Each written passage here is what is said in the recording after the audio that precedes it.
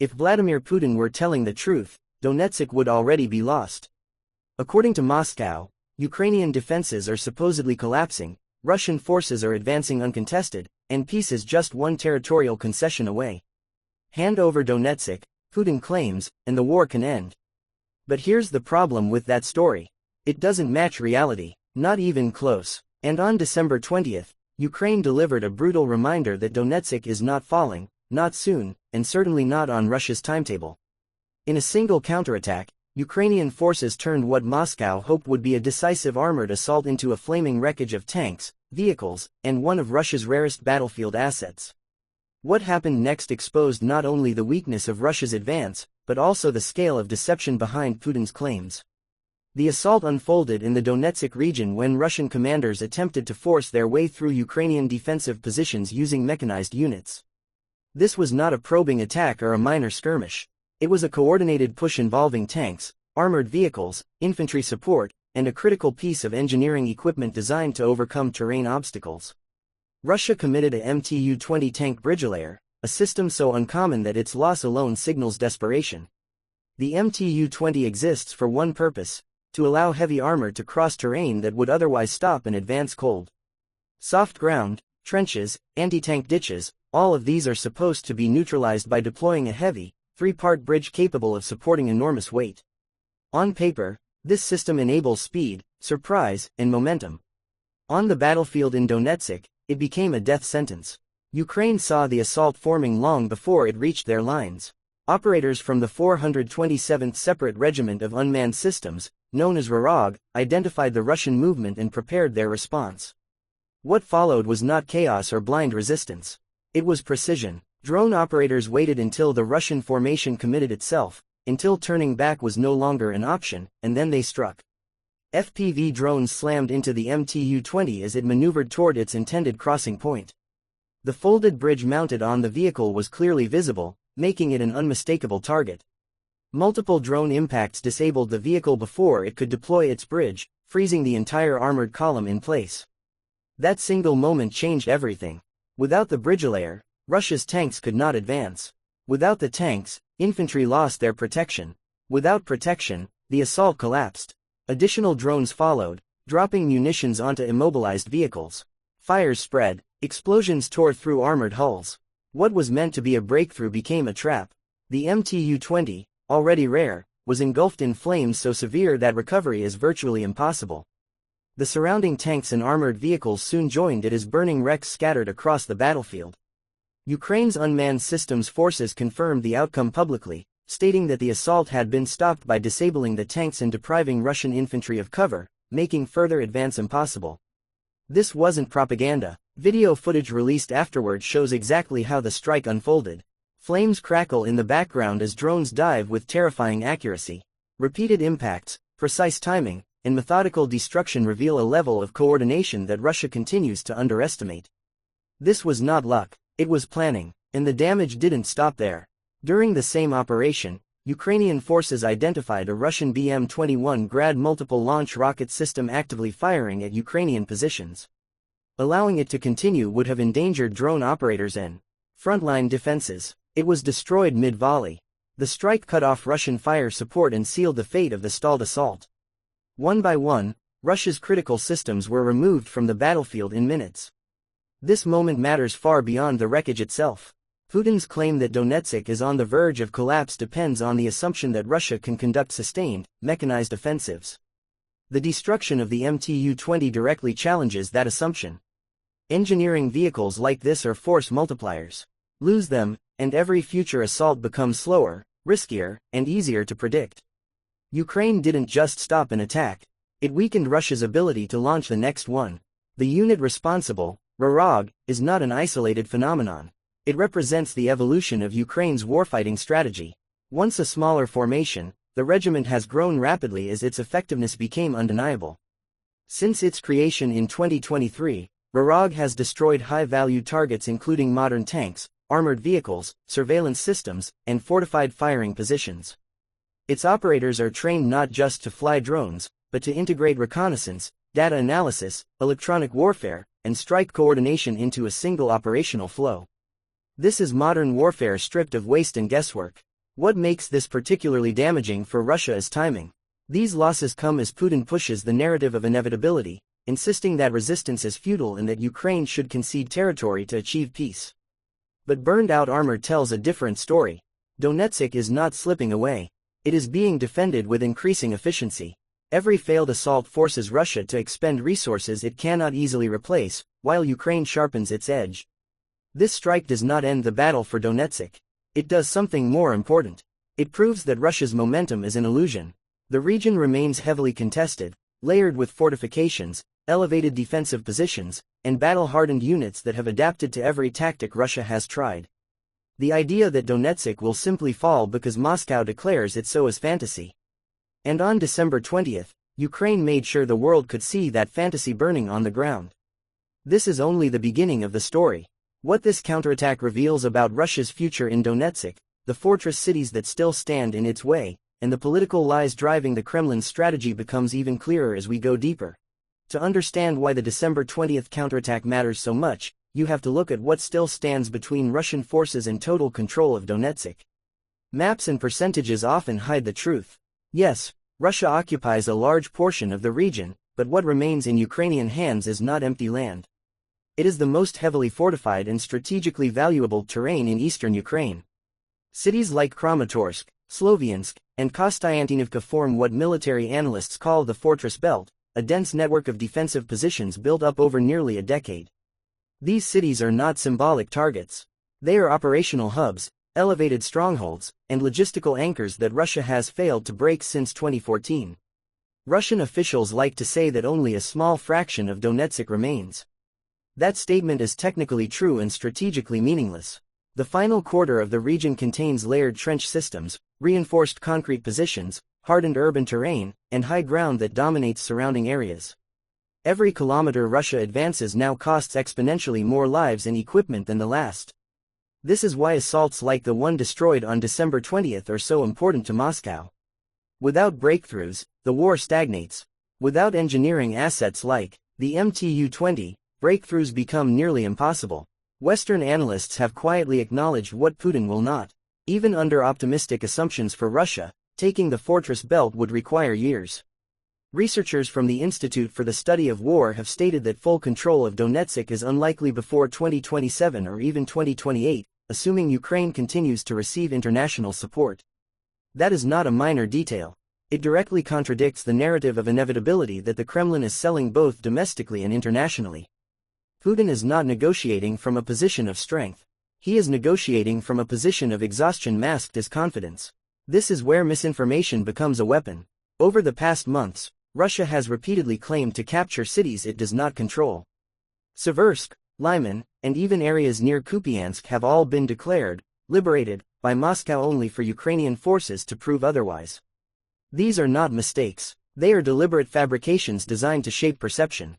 Putin understands that wars are not won only on the battlefield. They are won in headlines, negotiations, and foreign capitals. By exaggerating progress in Donetsk, he hopes to convince decision-makers abroad that Ukraine's resistance is pointless. Ukraine's response has been simple and devastating. Instead of arguing, it shows drone footage of burning vehicles, confirmed strikes on rare equipment, public statements backed by visual evidence, even personal visits by President Volodymyr Zelensky to cities Russia claims to occupy. When words clash, images win. This is why the Rarog regiment's footage matters so much. It is not just tactical success. It is strategic truth. Another critical element often ignored is Russia's manpower problem. Even when armor is available, trained crews are not. Assaults increasingly rely on poorly equipped infantry sent forward with minimal support. Reports from the front describe soldiers advancing without proper helmets, body armor, or coordination. In such conditions, losing armored cover is catastrophic. When Ukrainian drones destroyed the tanks supporting the December 20th assault, they didn't just stop vehicles. They exposed infantry units to inevitable destruction. Whether ordered to continue or not, their fate was sealed the moment the MTU-20 burned. Meanwhile, Ukraine's unmanned systems continue to evolve faster than Russia can adapt. Regiments like Rarog are not static units. They learn, adjust, and refine tactics with every engagement. Data from failed Russian assaults feeds into future defenses. Patterns are identified, routes are anticipated, weak points are exploited, This is why similar Russian assaults keep ending the same way. Precision strikes, immobilization, destruction. The battlefield favors the side that learns faster, and right now, that side is Ukraine. International support amplifies this advantage. European nations have committed tens of billions in financial and military assistance, ensuring Ukraine can sustain long-term defense. High-tech weapons, surveillance systems, and drone components continue to flow. Contrary to Kremlin narratives, Ukraine is not running out of resources. It is optimizing them. The December 20th strike required a fraction of the cost Russia invested in that failed assault, yet it inflicted damage that will take months to replace. This imbalance is what makes Putin's peace demands so hollow. Asking Ukraine to surrender Donetsk is not a compromise. It is an admission that Russia cannot take it by force in the near future. The Kremlin wants diplomatically what it cannot achieve militarily. That is why pressure campaigns target foreign leaders, especially in the United States. Convince allies that victory is impossible, and support weakens. That is the real battlefield Putin is fighting on now. But every failed assault undermines that effort. Every destroyed tank raises questions. Every rare vehicle lost tells a story Moscow would rather hide. The truth is that Russia is stuck in Donetsk, bleeding resources against defenses that are only getting smarter. The fortress belt is not cracking. It is hardening, and units like Rorog ensure that any attempt to force it will be met with speed, coordination, and precision. This war is no longer about sweeping advances. It is about attrition, adaptation, and endurance. Russia hoped that time would weaken Ukraine. Instead, time has sharpened it. The longer Donetsk holds, the clearer it becomes that Putin's promises are empty. What he calls inevitable is, in reality, uncertain at best and disastrous at worst. And as we move forward, the most important question is no longer whether Russia can take Donetsk quickly. It's whether Russia can afford the cost of trying. The real danger for Russia is not just the battlefield losses, but what those losses reveal about the limits of its power. For years, Putin has relied on the idea that persistence alone would eventually break Ukraine's will. That calculation assumed Western fatigue, internal division, and diminishing military capability. None of those assumptions have played out the way the Kremlin expected. Instead, Ukraine has turned endurance into a weapon, forcing Russia to fight a long war for territory it cannot easily hold and may never fully secure. This is why Donetsk occupies such a central place in Putin's messaging. It is not only a military objective but a political symbol. Control of Donetsk allows the Kremlin to claim that its original goals are being fulfilled, even if everything else has gone wrong. Losing momentum there would expose the war for what it increasingly looks like, an open-ended conflict draining Russia's economy, population, and credibility. Every stalled assault, every destroyed column, and every failed claim of territorial capture erodes the image Putin has carefully constructed. To compensate, Russia has leaned heavily on information warfare. State media inflates minor advances into decisive victories. Maps are redrawn, percentages are manipulated, cities under Ukrainian control are declared captured. These narratives are not meant to convince military experts. They are designed to influence political debates abroad, especially in countries where support for Ukraine is questioned. The message is simple. Resistance is futile, negotiation is inevitable, and continued aid only delays the outcome. Ukraine counters this strategy not with slogans, but with proof. Video footage from drones, battlefield confirmations, and independent analysis consistently contradict Russian claims. When Putin says a city has fallen, Ukrainian soldiers are filmed defending it. When Moscow announces advances, burned-out equipment appears instead. This transparency is deliberate. Ukraine understands that credibility is one of its strongest weapons, and that every exposed lie weakens Russia's position in future negotiations. The December 20th counterattack fits perfectly into this broader struggle. It shows that Russia is not dictating the pace of the war. It is reacting. The decision to deploy a rare MTU-20 bridgelayer was not a sign of confidence. It was a sign of urgency. Russia needed momentum, needed visuals, needed something it could point to as progress. What it got instead was another example of why its strategy keeps failing. This has consequences far beyond Donetsk. Every high-value loss forces Russia to make hard choices elsewhere. Equipment sent to one front cannot support another. Trained crews lost in failed assaults cannot be replaced quickly. Engineering assets, destroyed in Donetsk cannot magically reappear in Zaporizhia or Kharkiv. The battlefield is interconnected, and Ukraine exploits that reality with ruthless efficiency. Meanwhile, Ukraine's unmanned units continue to attract attention and talent. Programs like the one Rarag participates in actively recruit civilians with technical skills, analysts who understand data, and operators who can adapt faster than traditional military structures. This fusion of military discipline and technological innovation is reshaping how Ukraine fights. It also widens the gap between Ukrainian adaptability and Russian rigidity, a gap that grows more dangerous for Moscow with each passing month. There is also a human element that Putin's strategy ignores. Russian casualties continue to mount, particularly in regions like Donetsk where defenses are strongest. Mobilized soldiers are sent into combat with limited training, poor equipment, and unclear objectives. Morale suffers. Desertions increase. Reports of units refusing orders or breaking under pressure are becoming harder to suppress. These are not signs of an army on the brink of victory. At the same time, Ukrainian defenders are fighting for homes they know cannot be easily replaced. The fortress belt cities are not abstract points on a map. They are places where families live, where infrastructure has been reinforced, and where defenders understand the terrain intimately. That knowledge compounds over time. Every failed Russian assault strengthens Ukrainian confidence and improves defensive planning. Internationally, patience is wearing thin for Russia's narrative. Allies supporting Ukraine see through exaggerated claims and demand evidence. Analysts track real advances, not press releases. Financial markets respond to prolonged instability. Sanctions continue to bite. The longer the war drags on without decisive Russian success, the harder it becomes for Putin to argue that time is on his side. This is why peace proposals tied to territorial concessions are framed the way they are. They are not about ending suffering.